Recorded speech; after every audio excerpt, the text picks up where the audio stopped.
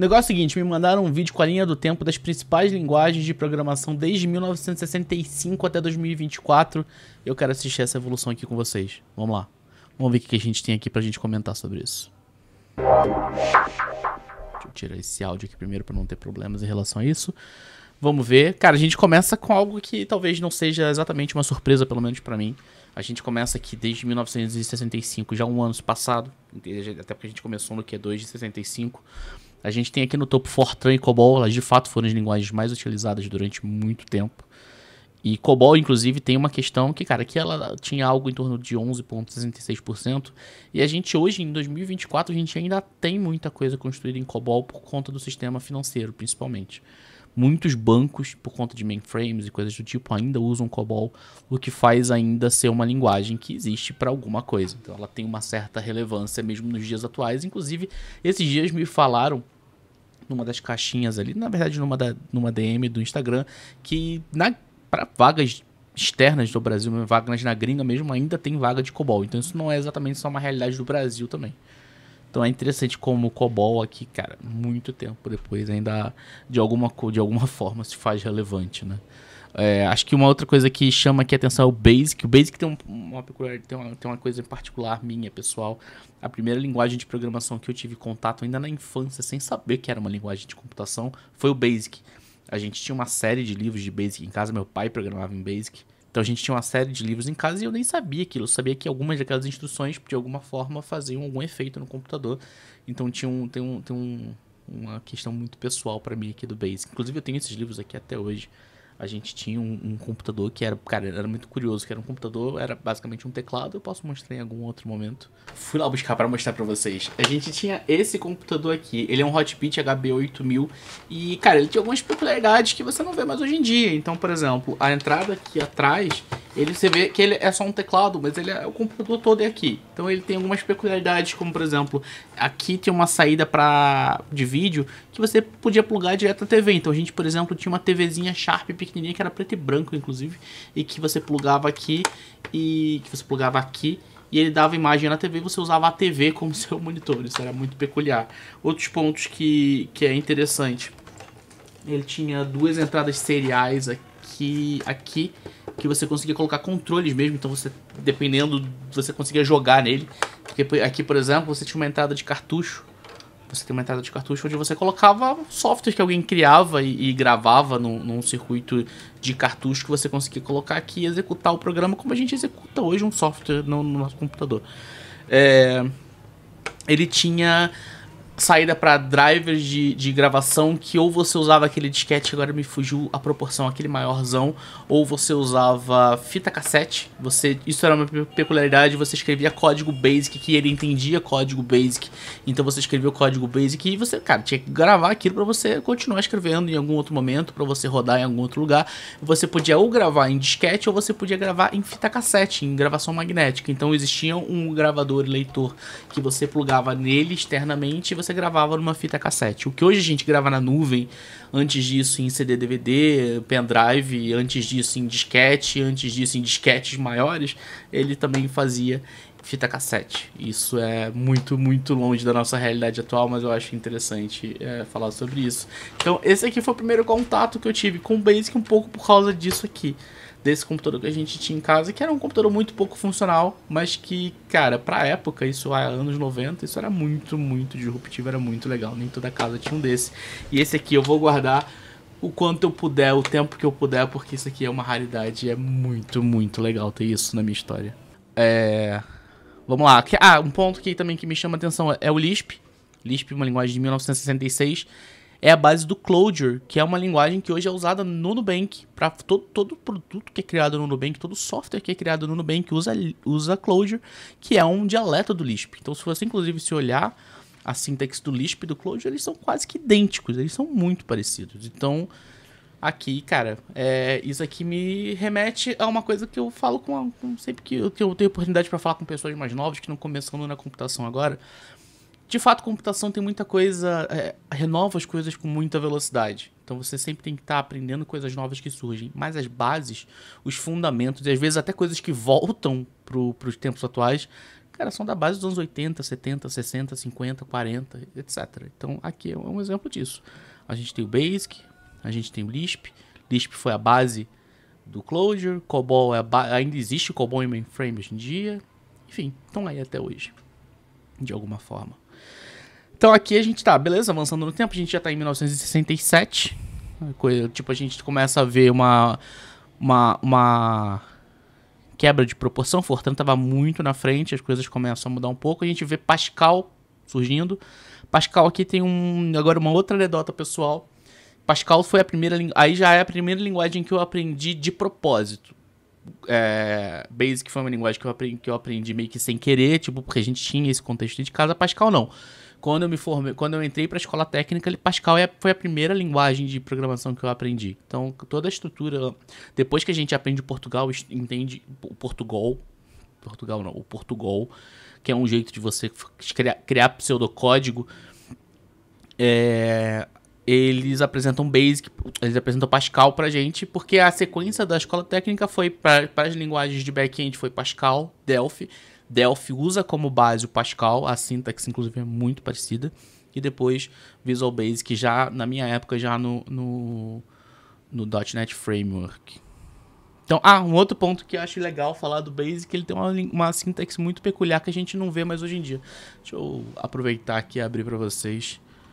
Syntax Basic. Deixa eu ver GoTo. Tá, isso aqui ilustra bem o que eu quero. Não sei se vai dar bom pra ver direito aqui, mas a sintaxe do Basic é mais ou menos isso. Repara que você tem ali 10, print, hello Wikipedia, depois você tem um 20, go to 10. O que isso aqui faz? Isso aqui faz 10, ele vai imprimir aquele texto, ele vai para a linha seguinte, o 20 você vai ter um go to e vai para 10. Isso é o jeito com que o Basic fazia o que a gente faz hoje, por exemplo, quando a gente vai fazer uma chamada de função. Se eu estou dentro do meu código, eu estou ali naquele ponto da instrução, eu vou chamar uma função, ele vai para um outro local onde ele tem aquele bloco de execução, que é o que a gente chama de função, método, etc., e executa. No Basic, ele tinha esse conceito de go to, que é basicamente você ir para a linha específica que você quer dizer. Aquele go to 10 ali quer dizer vá para a linha 10. Então isso aqui é meio que um loopzinho que está acontecendo. Por que 10, 20? Porque era o jeito que a convenção que os desenvolvedores encontraram na época para se eu precisasse colocar alguma coisa entre essas duas linhas eu consegui colocar. Então, porque se eu não conseguisse mais colocar, eu tinha que reescrever quase tudo, repensando as linhas, o número das linhas na frente. Na verdade, eu teria que recriar os números, e aí se eu tenho um código muito grande e ele tem referências de GoTo, se eu mudo o número da linha, eu tenho que mudar aqui e eu tenho que procurar todos os GoTo que vão para aquele lugar para eu alterar, porque se eu não mudo, ele vai para uma linha errada, porque eu mudei a referência daquela linha que é o número. Enfim, dá para entender por que não durou muito tempo, né? Mas aqui, ele ainda era muito relevante, a gente vai, eu imagino, né, na verdade, que eu já vi alguns spoilers, porque o frame, avançando um pouco no frame, que ele fica ainda relevante por um bom tempo, mas ele não dura, porque ele não dura para a modernidade, porque ele se mostra problemático nesse sentido. Aqui já nos anos 70 a gente vê C aparecendo, cara, aparecendo e ganhando relevância muito rápido. Admito que aqui nesse momento Lisp está ganhando tanta relevância, me surpreende um pouco. Eu não sabia que Lisp tinha ganhado tanta relevância assim no início dos anos 80. No início dos anos 80, a gente já vê também, por exemplo, aqui o surgimento do C++. Então, a gente já começa a ver aqui uma mudança muito grande de comportamento. Fortran e COBOL, que eram as duas primeiras, COBOL perde bastante relevância de proporção. C ganha muita proporção. Ada ganha muita proporção, Basic ganha mais proporção ainda e Pascal assume o topo. Então, e C++ surge já também ganhando bastante notoriedade. Então, isso aqui chama bastante atenção nesse sentido. Vamos lá. Então, a gente já está aqui em 82, Pascal está ganhando cada vez mais proporção e C já chegou com tudo. E aqui, nesse momento, quando C e Pascal quase que dividem a primeira e a segunda posição, e aqui já em 85 C, pelo que a gente já está vendo, você já está ganhando a primeira posição de Pascal. Aqui tem um ponto que eu acho interessante de observar. C e Pascal são normalmente as linguagens que são a base de cursos de formação de alguma forma. Faculdades, universidades normalmente usam C. Não é incomum você, em cursos de ciência da computação, você ter C como uma das linguagens principais de se aprender. E Pascal, também alguns cursos adotam Pascal. Por exemplo, como eu falei, no ensino médio, no meu curso técnico, que foi concomitante ao ensino médio, ou seja, ele aconteceu no mesmo momento em que eu estava começando o ensino médio, eu também fiz o curso técnico, então eu tinha acabado de sair do ensino fundamental, por exemplo. A gente aprendeu Pascal. Por que a escolha foi Pascal? Sinceramente, eu não sei. Pode ser que a escolha tenha sido por você não ter características do C que talvez para uma pessoa que está saindo do ensino fundamental fosse problemática. Como gerenciamento de memória, questão dos ponteiros e tudo mais. Eu acho que são conceitos que para uma pessoa que está começando o ensino médio talvez realmente fossem disruptivos demais. Como se programação para aquela época, em 2006, quando eu comecei o ensino médio, já não fosse disruptivo. Para mim, por acaso, não era, porque de alguma forma eu já tinha tido algum contato. Mas para uma pessoa que chegou ali e não teve nenhum contato prévio, é muito disruptivo.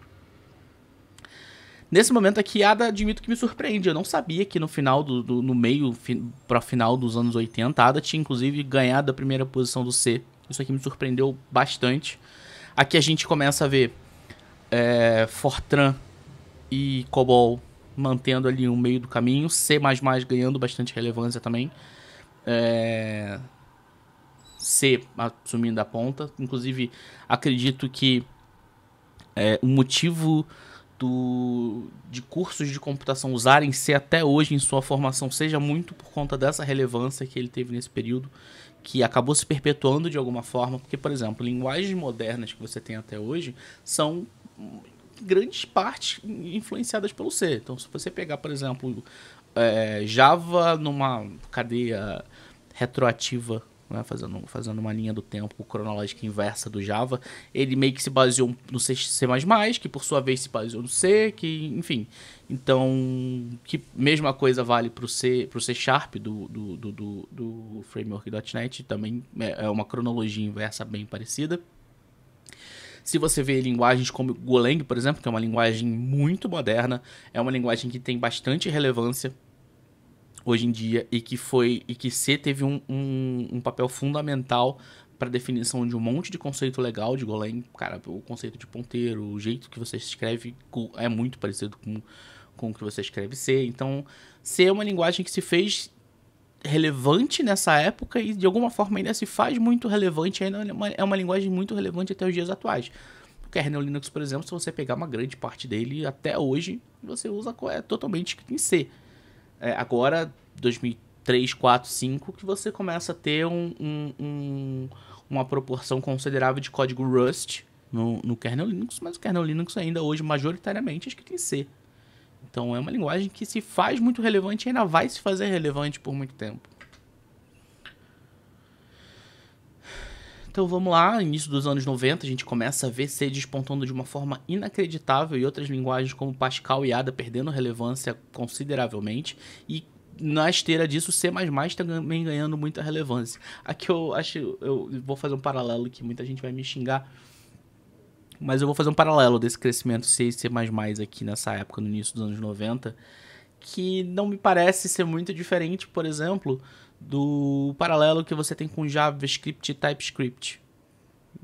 Você acaba sendo meio que um superset um do outro. O TypeScript trazendo umas coisas pro JavaScript que a comunidade sentia falta. Acho que o C++ aqui tem um pouco, talvez tenha tido, não sei dizer, em 93 eu não programava, eu tinha 3 anos.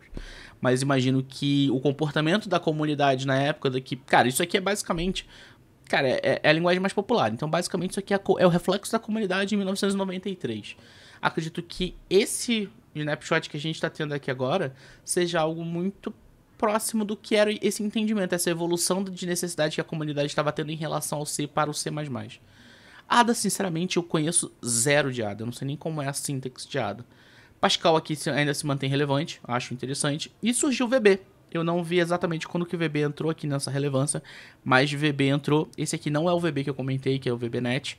Esse aqui é o VB pré-.NET Framework, que foi a base do .NET Framework. Mas esse aqui, se eu não me engano, foi até a versão 5 ou 6, não lembro exatamente, até que ele entrou para o pacote .NET Framework, que foi esse que eu aprendi em 2008, mais ou menos. que começa a ganhar relevância, Basic ainda se mantém ali relevante de alguma forma, Fortran também tenta ali ganhar nas suas posições e entra o JavaScript nessa brincadeira, que aqui de fato foi em 95 quando browsers começaram a ganhar muita relevância, quando você tem aquela necessidade de você fazer a manipulação de DOM para você poder de fato ter enfim, a evolução das primeiras páginas web. Então 95 de fato faz muito sentido JavaScript entrar com força aqui nesse sentido. Perl era uma linguagem de script que também realmente era bastante usada, principalmente para servidores, se eu não me engano. Eu posso estar falando besteira, mas eu tenho quase certeza que era a maior relevância do Perl na época, era para fazer isso. VB tá ganhando bastante relevância, inclusive nesse momento vai passar a Pascal. Fortran ainda tá ali entre as primeiras. Mais o que? Qual era a outra que a gente estava acompanhando? Assembly ainda é relevante, linguagem de baixo nível, obviamente, de alguma forma sempre vai estar ali. E COBOL que sumiu. COBOL perdeu a relevância das principais linguagens, apesar de ainda ser existente até hoje, como a gente comentou. E aqui em 95 também, quem já entrou chegando com tudo foi Java. E aí Java, convenhamos, tem uma questão disruptiva de abordagem muito forte. E aí o Java vem com tudo e já vem atropelando junto com o JavaScript. E se você ver a evolução do Java, foi até mais meteórica ainda. E aí outras linguagens foram perdendo espaço. Basic começa a perder espaço pra caramba e muito rápido. Pascal perde. E surge, tá ali também, que vale perceber, é o Delphi. Java nessa época, suponho, eu não sei em que versão do Java o Swing surgiu, que era a biblioteca visual do Java. Nessa época que existia uma demanda muito forte dos primeiros aplicativos com telas, com visual, com interface gráfica, Delphi já surge com isso muito forte. Então, aquelas aplicações de você ter botãozinho e tudo mais, aquela gestão de caixa antigo que a gente costuma ver, telas mais customizáveis, mais bonitinhas, Delphi já surge e suponho que nessa época que Java também já seja forte nesse ponto. Então, Java também começa a ganhar uma relevância muito grande. O Java, cara, ele tinha, durante uns anos, talvez alguns de vocês não tenham pego isso, mas Java tinha uma relevância muito, muito grande em dispositivos de uma forma geral.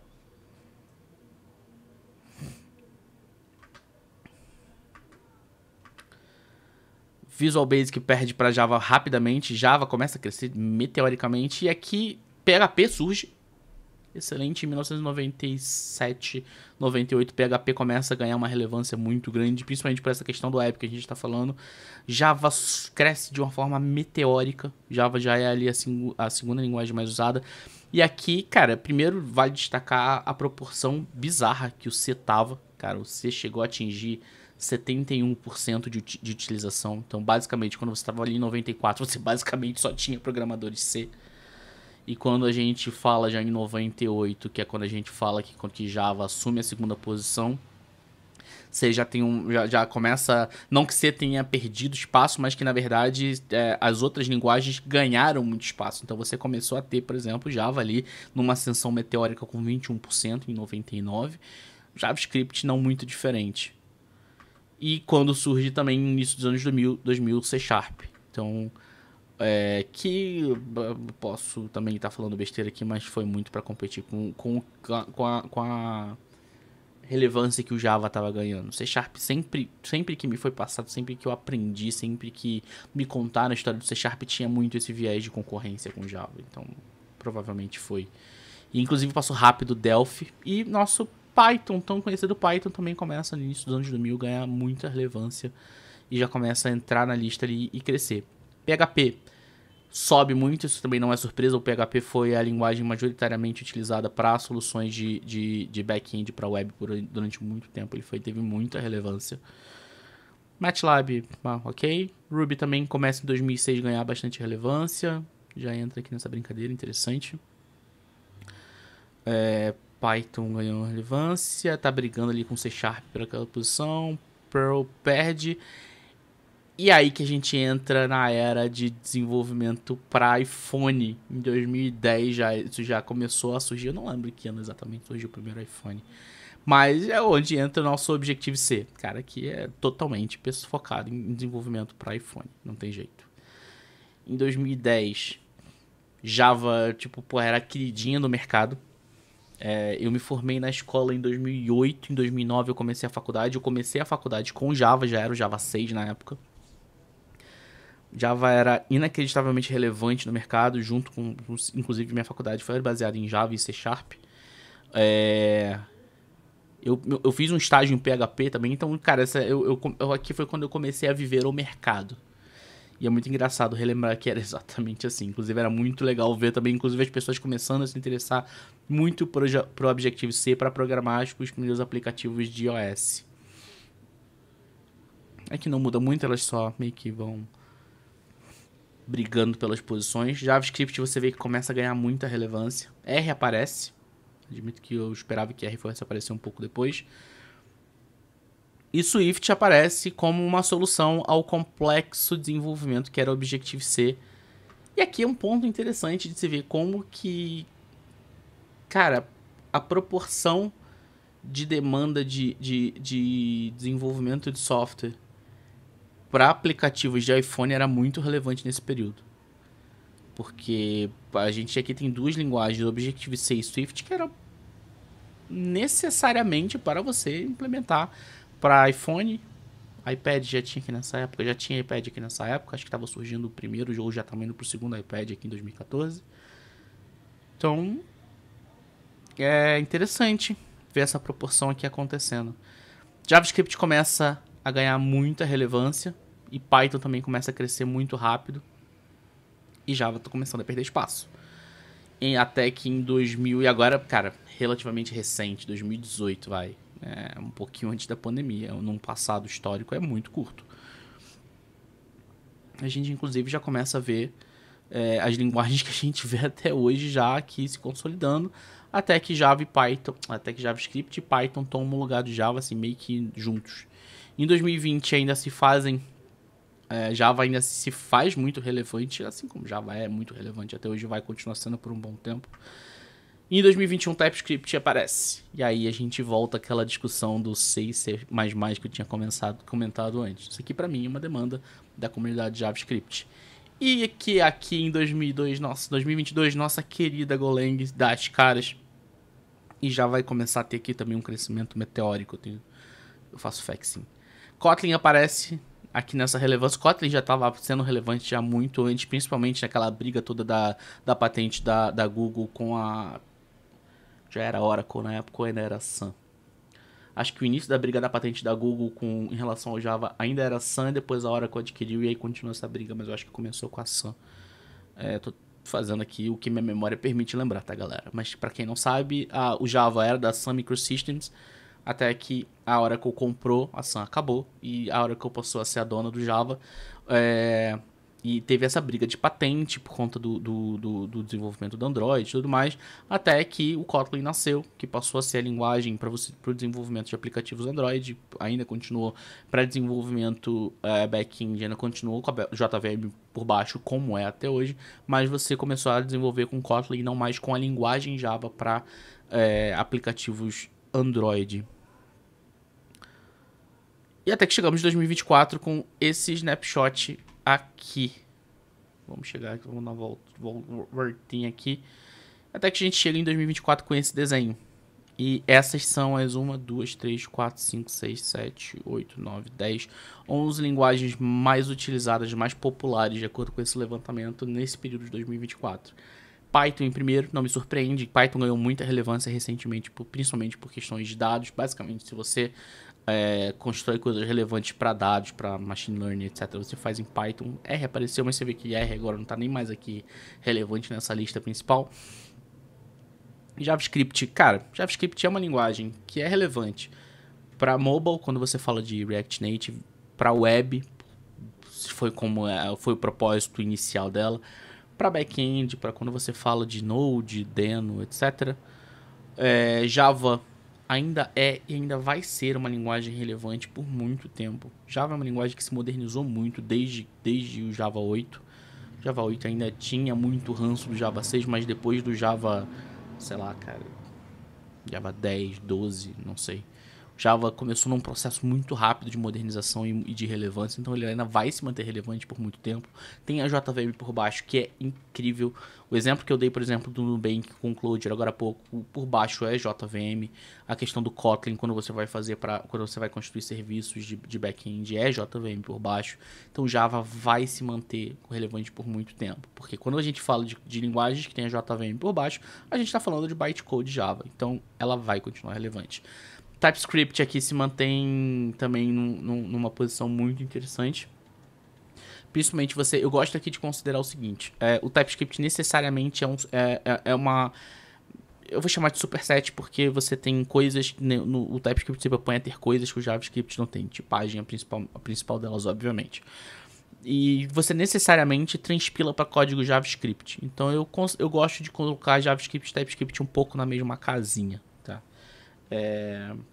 Marco, mas por que então você não coloca Clojure e Kotlin na mesma casinha do Java? É um pouco diferente. Apesar que você gera bytecode Java por baixo, não é tão diferente também. Enfim. Eu boto, mas não boto ali na mesma casinha. C# também, pelo mesmo motivo do Java, vai continuar relevante. PHP, cara, vai também continuar porque o WordPress é feito em PHP, tem um monte de CRM que é feito em PHP, apesar que não, talvez nem tanto mais hoje em dia, mas PHP ainda vai continuar relevante. C++ e C são linguagens de um pouco mais baixo nível, o kernel Linux, como eu já disse antes, né? Então também vai se manter muito relevante. Talvez comece a perder um pouco de espaço nos próximos anos para linguagens que se propõem a fazer coisas muito interessantes com a performance e necessidade de recurso muito baixo, como Rust. Go também vai ganhar muita relevância por ser uma linguagem performática, fácil de utilizar, tem um certo aperfeiçoamento em relação à utilização de ponteiro de memória. Tem uma excelente questão do Garbage Collector por trás, que para suprir algumas coisas que eram problemáticas, não sei, como vazamento de memórias na utilização de ponteiros. Então Go é muito, muito, muito interessante. Kotlin também tem, eu vejo muita startup, inclusive hoje, adotando Kotlin para a construção de novos serviços. E o Ruby, cara, o Ruby também é muito, muito relevante, principalmente com a utilização de Ruby on Rails. Ainda é uma linguagem que eu acho que vale a pena dar uma olhada. Então é isso. Gostou desse vídeo? Não esquece de seguir o canal, dá um joinha aqui, curte, compartilha, faz essas coisas todas aqui, todas essas coisas que a gente pede quando tá aqui fazendo vídeo para vocês. Eu espero que vocês tenham gostado. Um beijo e até a próxima.